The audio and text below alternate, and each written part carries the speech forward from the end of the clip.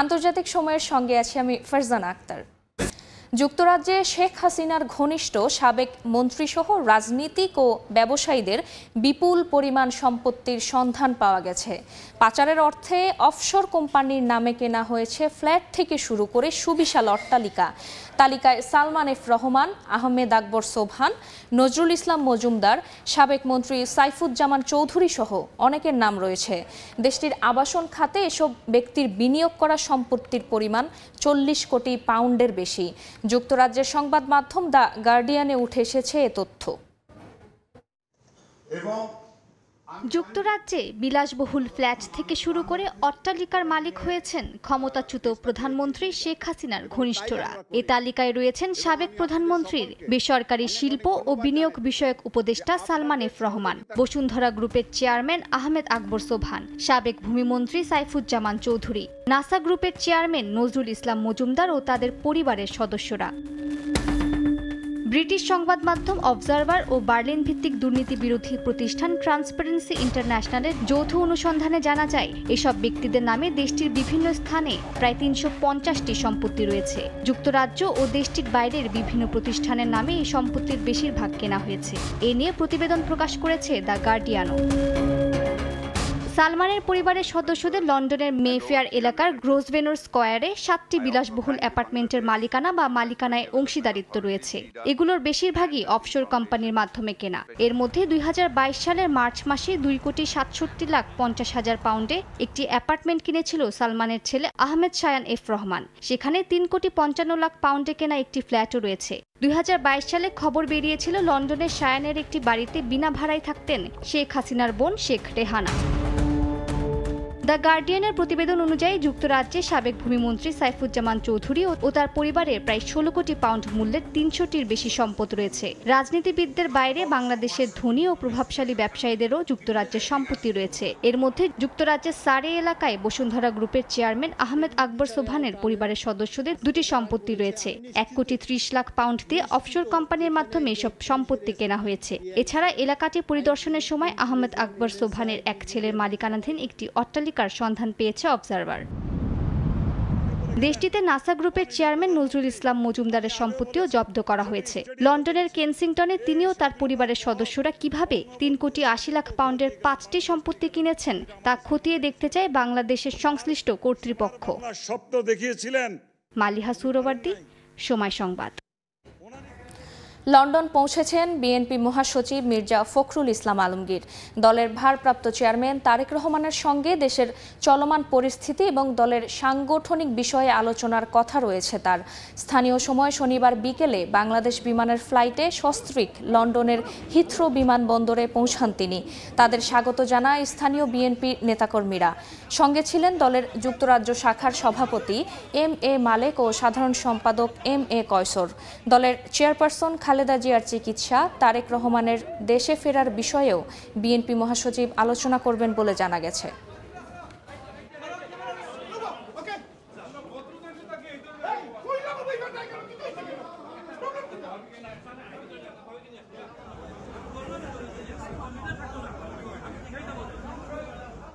আমরা যুক্তরাজ্য বিএনপি উনাকে নিয়ে, মহাসচিবকে নিয়ে যুক্তরাজ্য বিএনপির উদ্যোগে 3 তারিখে রয়্যাল রিজেন্সি হলে আমরা একটি সমাবেশ করব। সেই সমাবেশ যুক্তরাজ্যের সর্বস্তরের নেতৃবৃন্দ উপস্থিত থাকবেন।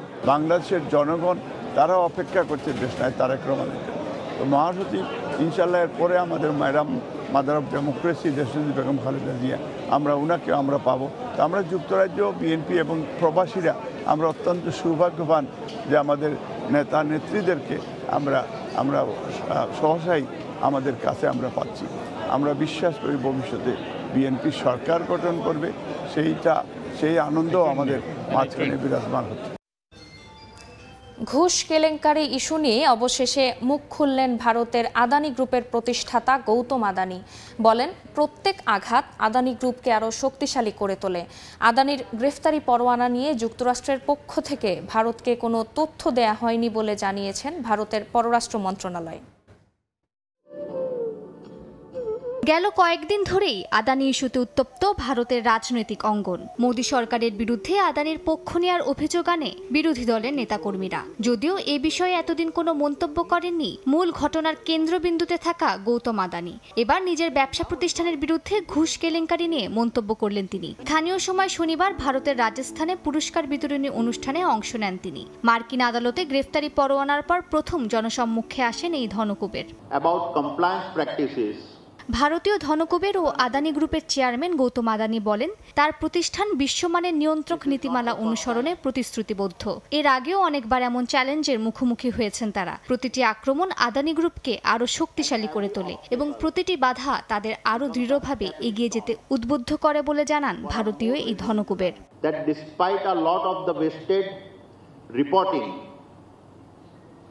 No one from the Adani side has been charged with any violation of the FCPA or any conspiracy to obstruct justice.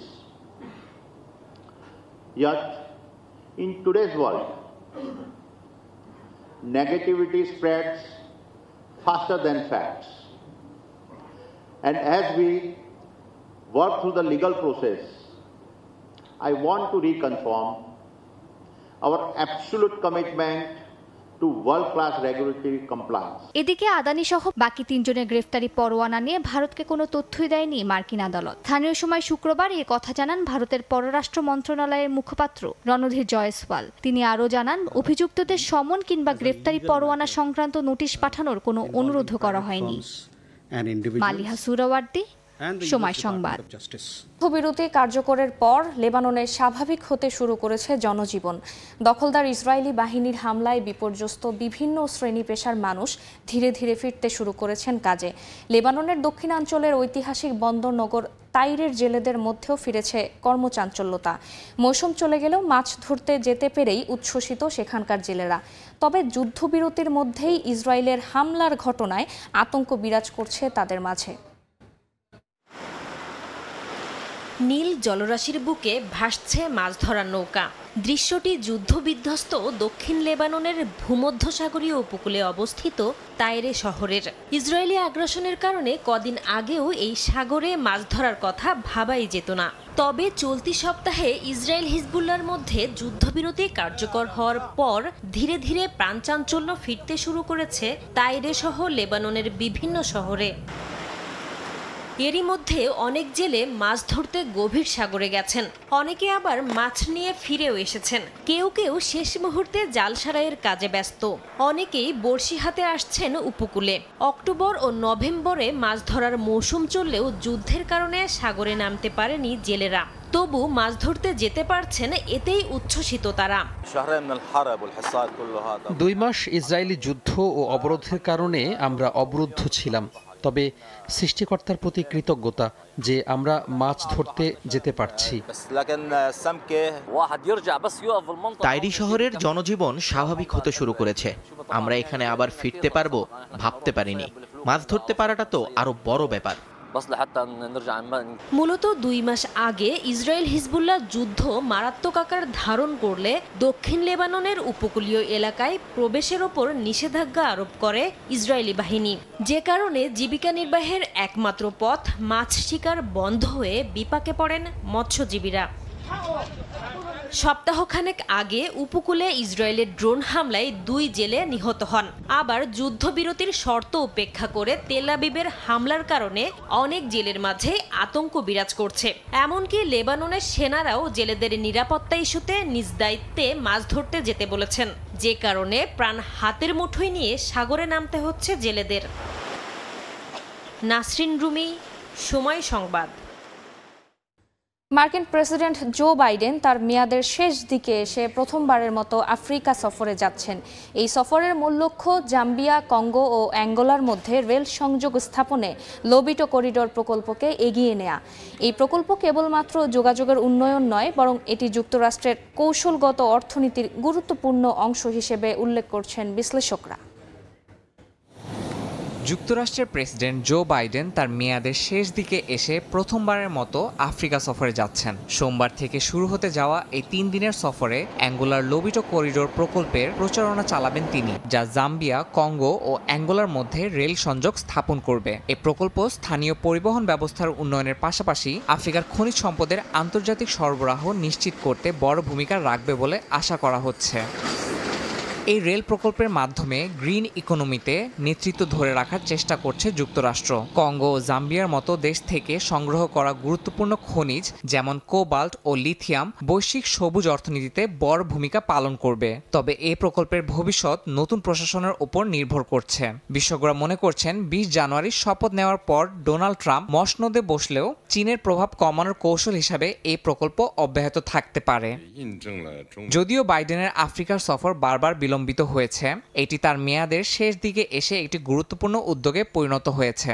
অনেকেই আশা করছেন লোবিটো করিডোর প্রকল্প কেবল আফ্রিকার উন্নয়নের জন্য নয়, বরং যুক্তরাষ্ট্রের কৌশলগত অবস্থান শক্তিশালী করতেও সফল হবে। ইয়াসিন মোহাম্মদ জিসান, সময় সংবাদ। এবার প্রকাশ্যে ইউক্রেন যুদ্ধে রাশিয়াকে সামরিক সহযোগিতার প্রতিশ্রুতি দিলেন উত্তর কোরিয়ার সর্বোচ্চ নেতা কিম জং উন। পিয়ংইয়ংয়ে শুক্রবার কিমের সঙ্গে বৈঠক করেন রুশ প্রতিরক্ষা মন্ত্রী আন্দ্রেই বেলুসভ। এ সময় যে কোনো মূল্যে মস্কোর পাশে থাকার ঘোষণা দেন কিম। ইউক্রেন যুদ্ধে উত্তর কোরিয়ার সেনা মোতায়েন নিয়ে পশ্চিমা দেশগুলোর তীব্র আপত্তির মধ্যেই কিম জং উনের এমন অবস্থান পরিস্থিতি আরও জটিল করে তুলবে বলে মনে করছেন বিশ্লেষকরা। এর মধ্যে রাশিয়া ও ইউক্রেনের মধ্যে পাল্টাপাল্টি হামলা অব্যাহত রয়েছে। রাশিয়া ও ইউক্রেনের পাল্টাপাল্টি হামলার মধ্যেই উত্তর কোরিয়া সফরে যান রাশিয়ার প্রতিরক্ষা মন্ত্রী আন্দ্রেই বেলুসভ। উত্তর কোরিয়ার রাষ্ট্রীয় গণমাধ্যম কেসিএনএ জানায়, সফরকালে কিম জং উনের সঙ্গে এক বৈঠকে রাশিয়ার সার্বভৌমত্ব রক্ষায় পুতিন প্রশাসনকে একনিষ্ঠ সমর্থনের প্রতিশ্রুতি দিয়েছে উত্তর কোরিয়া। ইউক্রেন যুদ্ধে রাশিয়াকে মদদ দিতে উত্তর কোরিয়ার সেনা মোতায়েন নিয়ে পশ্চিমা বিশ্বের অসন্তুষ্টি গণমাধ্যমে বারবার উঠে এসেছে। মস্কোর সঙ্গে পিয়ংইয়ংয়ের এই বন্ধুত্ব গণহত্যায় মদত জোগানোর শামিল বলে মন্তব্য করেছেন অনেকে। চলতি মাসে দূরপাল্লার ক্ষেপণাস্ত্র হামলার বিষয়ে ইউক্রেনকে যুক্তরাষ্ট্রের সমর্থন দেওয়ার তীব্র নিন্দা জানান কিম। এর পরিপ্রেক্ষিতে কিয়েভে মস্কোর হামলাকে সাধুবাদ জানিয়ে একে সময়োপযুক্ত এবং কার্যকরী পদক্ষেপ বলে ব্যাখ্যা দেন তিনি। এর আগেও ইউক্রেনে রাশিয়ার সামরিক অভিযানকে আত্মরক্ষামূলক বলে উল্লেখ করেছে উত্তর কোরিয়া। সাদিয়া তাসনিম, সময় সংবাদ। দেখছেন আন্তর্জাতিক সময়। ইউরোপীয় ইউনিয়নের 63% বাসিন্দা ইইউর উপর যুক্তরাষ্ট্রের কর্তৃত্ব চান না। সম্প্রতি জার্মানির করা এক জরিপে এ তথ্য উঠে এসেছে। জোটটির 27টি দেশের এ বাসিন্দারা চান ইইউ নিজের মতো স্বাধীনভাবে চলুক। তবে জরিপে সাড়াদানকারী বাসিন্দাদের বিশাল সংখ্যক যুক্তরাষ্ট্রের উপর ইইউর বিরোধিতা করলেও 51% বাসিন্দা যুক্তরাষ্ট্রকে নিজেদের সবচেয়ে গুরুত্বপূর্ণ বন্ধু রাষ্ট্র মনে করেন। ইইউর দেশগুলোর বাসিন্দাদের মধ্যে কেউ কেউ আবার চীনকে বেছে নিয়েছেন নিজেদের মিত্র রাষ্ট্র হিসেবে। ইউরোপীয় ইউনিয়ন ইউরোপের 27টি দেশ নিয়ে স্বতন্ত্র ব্লক হিসেবে পরিচিত। তবে সম্প্রতি করা এক জনমত জরিপে উঠে এসেছে ভিন্ন তথ্য। ইইউর 27টি সদস্য রাষ্ট্রের 26,000-এর বেশি বাসিন্দাদের ওপর করা এই জরিপের তথ্য অনুযায়ী 63% ব্যক্তি মনে করেন ইইউ যুক্তরাষ্ট্রের ওপর অতিমাত্রায় নির্ভরশীল। তারা চান মার্কিন বলয় থেকে ইইউ বেরিয়ে এসে নিজের মতো পরিচালিত হোক। তবে 2017 সালের জরিপে দেখা গিয়েছিল ভিন্ন চিত্র। তখন মাত্র 25% ইইউ ব্লকের বাসিন্দা মনে করতেন জোটটি স্বাধীনভাবে পরিচালিত হওয়া উচিত। ইইউর ওপর যুক্তরাষ্ট্রের নিয়ন্ত্রণকে সমর্থন করা মানুষের সংখ্যাও নিতান্ত কম নয়। জরিপে অংশ নেওয়া 51% বাসিন্দা মনে করেন যুক্তরাষ্ট্র তাদের সবচেয়ে কাছের মিত্র। তবে এই দলে বয়স্কদের সংখ্যাই বেশি। বড় একটি অংশ মার্কিন সমর্থক হলেও বিশ্লেষকরা বলছেন ইইউর বাসিন্দাদের যুক্তরাষ্ট্রের কাছ থেকে খুব ভালো কিছু প্রত্যাশা করার সুযোগ নেই। তাদের খারাপ পরিস্থিতির জন্য প্রস্তুত থাকতে হবে বলেও জানান তারা। জরিপ অনুযায়ী বেলজিয়ামের 43% বাসিন্দা যুক্তরাষ্ট্রকে নিজেদের সর্বোচ্চ মিত্র বলে মনে করেন। 65% পোলিশদেরও একই মত। অন্যদিকে ইতালির 13% বাসিন্দা চীনকে তাদের গুরুত্বপূর্ণ বন্ধুরাষ্ট্র মনে করেন। কাকলি আক্তার, সময় সংবাদ। দেখছেন আন্তর্জাতিক সময়। সুইডেনে ডিসেম্বর থেকে মার্চ পর্যন্ত গাড়িতে বিশেষ শীতকালীন চাকা ব্যবহার বাধ্যতামূলক করেছে সরকার। শীতকালীন চাকা ব্যবহার না করলে জরিমানার পাশাপাশি পরিস্থিতি বিবেচনায় ড্রাইভিং লাইসেন্সও বাতিল হতে পারে। সুইডেন থেকে আরও জানাচ্ছেন শফিউল আলম। শীত প্রধান উত্তর ইউরোপীয় দেশ সুইডেন, যেখানে শীতের বেশিরভাগ সময় বরফে ঢাকা থাকে রাস্তাঘাট। এই পরিস্থিতিতে সাধারণ চাকায় গাড়ি চালানো প্রায় অসম্ভব। দেশটিতে অক্টোবর থেকে মধ্য এপ্রিল পর্যন্ত গাড়িতে শীতকালীন চাকা ব্যবহার করা হলেও ডিসেম্বর থেকে মার্চ পর্যন্ত তা বাধ্যতামূলক। নিয়ম না মানলে গাড়ি চালকের জরিমানার পাশাপাশি বাতিল হতে পারে ড্রাইভিং লাইসেন্সও। সুইডেনে শীত এবং গ্রীষ্মের জন্য রয়েছে ভিন্ন ভিন্ন চাকার ব্যবহার। পরিস্থিতি বিবেচনায় সাধারণত 16 এপ্রিল থেকে সেপ্টেম্বর পর্যন্ত শীতকালীন চাকা ব্যবহার নিষিদ্ধ। এই গাড়ির চাকাটা শীতকালেই শুধু ব্যবহার করা হয়। এই গাড়ির চাকার মধ্যে এক ধরনের বিশেষ ফিন দেওয়া আছে, যেটা বরফের মধ্যে আমাদের চলতে অনেক সুবিধা হয়। এই 1 তারিখের মধ্যে যদি গাড়ির চাকা পরিবর্তন করা না হয় তাহলে আপনাকে পুলিশ হয়তো জরিমানাও করতে পারে।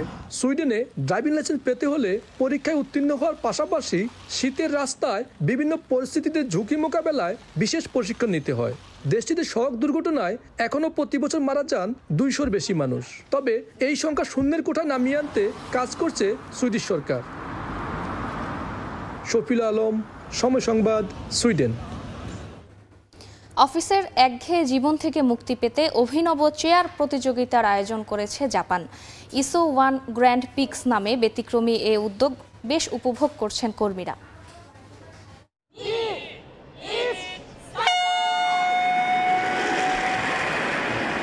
অফিসে চেয়ারে বসে এক নাগারে কাজ করতে হয় কর্মীদের। অনেক সময় একঘেয়ে হয়ে ওঠে জীবন।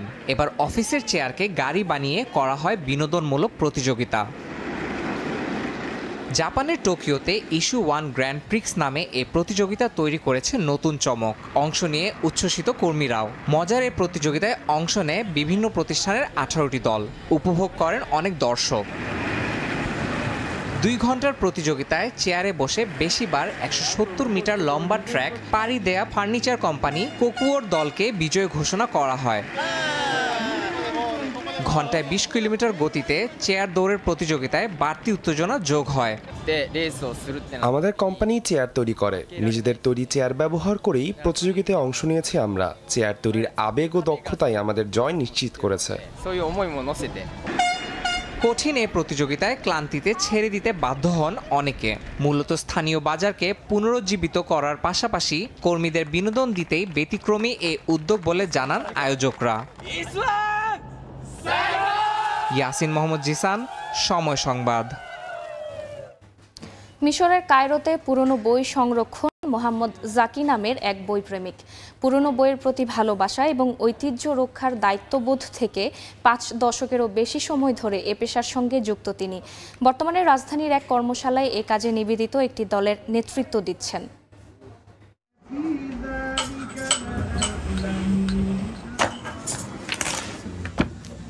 মিশরের রাজধানী কায়রোয় পুরনো বই সংরক্ষণে বাধাই ও পুনরুদ্ধারের কাজ করছেন একদল কর্মী। এ দলের নেতৃত্ব দিচ্ছেন মোহাম্মদ জাকি। 5 দশকেরও বেশি সময় ধরে এ পেশায় যুক্ত তিনি। পুরনো বইয়ের পাতা সাবধানে আলাদা করে পরিষ্কার করা, কাভার মেরামত, প্রয়োজন হলে নতুন কাভারও তৈরি করেন তারা। সময় সাপেক্ষ হলেও নিজ হাতে পরম যত্নে সংরক্ষণের ব্যবস্থা করেন বই প্রেমীরা। 15 বছর বয়সে কায়রোর দরব আল আহমার এলাকার একটি কর্মশালায় প্রথম বই পুনরুদ্ধারের কাজ শেখেন মোহাম্মদ জাকি। শৈশবে এই কাজ ছিল তার শখ, পরে রূপ নেয় পেশায়। এখন শত শত বছরের পুরনো বই ভবিষ্যৎ প্রজন্মের জন্য সংরক্ষণ করেন তারা। স্কুলে থাকার সময় আমাদের এলাকায় একটি বই বাঁধাইয়ের প্রতিষ্ঠান ছিল। এই কাজ অন্যদের শেখাতে খুবই আগ্রহী ছিলেন মালিক। ভালো লাগা থেকে প্রায় সেখানে যেতাম আমি। এক সময়ের শখ পরে পেশায় পরিণত হয়। মোহাম্মদ জাকির প্রতিষ্ঠানের অধীনে এখন পর্যন্ত প্রায় 1000-এরও বেশি দুর্লভ বই পুনরুদ্ধার করা হয়েছে। বইগুলোকে নতুন জীবন দেয়ায় নতুন প্রজন্ম ইতিহাসের সঙ্গে যুক্ত হতে পারবেন বলে মনে করেন জাকি। ইয়াসিন মোহাম্মদ জিসান, সময় সংবাদ। থ্যাঙ্কসগিভিং এর পর এবার ব্ল্যাক ফ্রাইডের কেনাকাটায় মেতেছেন মার্কিন নাগরিকরা। রাত থেকেই দোকানে দোকানে ক্রেতার লম্বা সারি। সকাল হওয়ার সঙ্গে সঙ্গে সে ভিড় বেড়ে যায় বহুগুণে। এছাড়া উচ্চ মূল্যস্ফীতিতে জর্জরিত ভেনেজুয়েলা বাসিন্দাদের জন্য দিনটি বয়ে এনেছে উৎসবের আমেজ। কোথাও 20% আবার কোথাও 40% ছাড়। কিছু দোকানে আবার পণ্য পাওয়া যাচ্ছে অর্ধেক দামে। ব্ল্যাক ফ্রাইডে উপলক্ষে তাই দোকানগুলোর সামনে ক্রেতাদের লম্বা সারি। থ্যাঙ্কসগিভিং ডের পরের দিন শুক্রবার। ব্ল্যাক ফ্রাইডে নামে পরিচিত এই শুক্রবার ক্রেতা বিক্রেতাদের জন্য কোনো কালো দিন নয়, বরং বছরের সেরা মূল্য হ্রাসের দিনটি। ক্রেতাদের কাছে যেমন রঙিন, তেমনি পণ্য বিক্রি করে লাভবান ব্যবসায়ীদের কাছেও আনন্দের। এদিন বছরের সবচেয়ে বড় ছাড় দিয়ে থাকে ছোট বড় সব খুচরা দোকানগুলো। আর তাই কম দামে পছন্দের পণ্য কিনতে প্রতি বছর ব্ল্যাক ফ্রাইডেতে আগের রাত থেকেই দোকান খোলার অপেক্ষা করেন ক্রেতারা। আগে শুধু যুক্তরাষ্ট্রে এই দিনটির গুরুত্ব থাকলেও বর্তমানে বিশ্বের বিভিন্ন দেশে অনেক উৎসাহের সঙ্গেই পালিত হয় ব্ল্যাক ফ্রাইডে।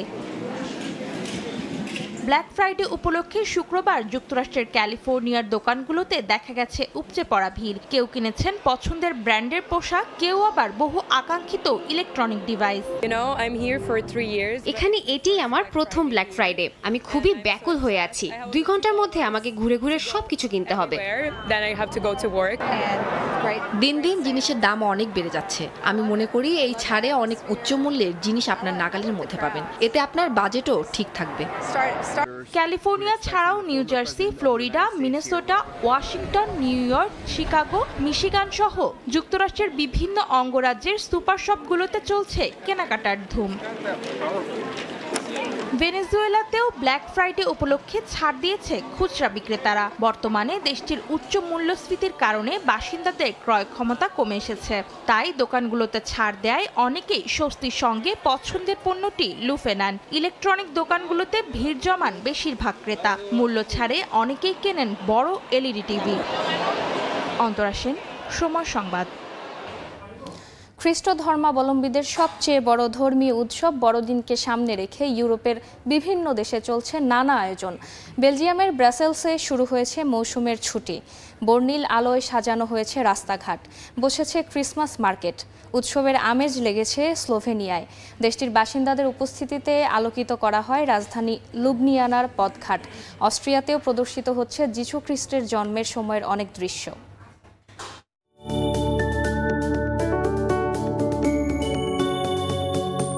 চারপাশে সাত সাজ রব, রাতের আধারে আলো ছড়াচ্ছে ক্রিসমাস ট্রি। খ্রিস্ট ধর্মাবলম্বীদের বড়দিনকে সামনে রেখে ইউরোপের দেশ বেলজিয়াম সেজেছে বর্ণিল আলোয়। রাজধানী ব্রাসেলসে বাহারি খাবারের পসরা বসিয়েছেন দোকানিরা। কোথাও পাওয়া যাচ্ছে চকলেট, কোথাও আবার বিভিন্ন ধরনের মশলা। দর্শনার্থীদের উপচে পড়া ভিড়ে ভালো বেচাকেনা করছেন ব্যবসায়ীরা। শিশুদের আনন্দ দিতে রয়েছে বিভিন্ন ধরনের রাইড। আগামী 5 জানুয়ারি পর্যন্ত জনসাধারণের জন্য উন্মুক্ত থাকবে এই ক্রিসমাস মার্কেট।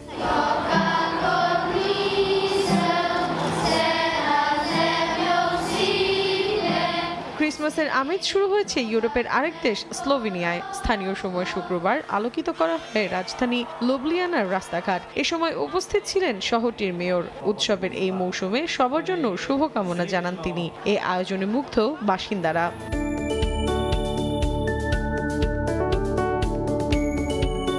আনন্দ উদযাপনে পিছিয়ে নেই অস্ট্রিয়াও। যিশু খ্রিস্টের জন্মের সময়ের অনেক দৃশ্য প্রদর্শিত হয় মঞ্চে। এতে সংযোজন করা হয় খ্রিস্টানদের পবিত্র ধর্মগ্রন্থ বাইবেলের বেশ কিছু চরিত্র ও। মৌসুমী সাথী, সময় সংবাদ। আন্তর্জাতিক সময়ের শীর্ষ সংবাদ জানিয়ে দিচ্ছি আরেকবার। যুক্তরাজ্যে শেখ হাসিনা ঘনিষ্ঠদের বিপুল সম্পদের সন্ধান। পাচারের অর্থে সালমান সোবহান সহ রাজনৈতিক ব্যবসায়ীদের অসংখ্য ফ্ল্যাট বাড়ি। গার্ডিয়ানের প্রতিবেদন। এই ছিল আন্তর্জাতিক সময়ের সঙ্গে থাকুন সময়ের।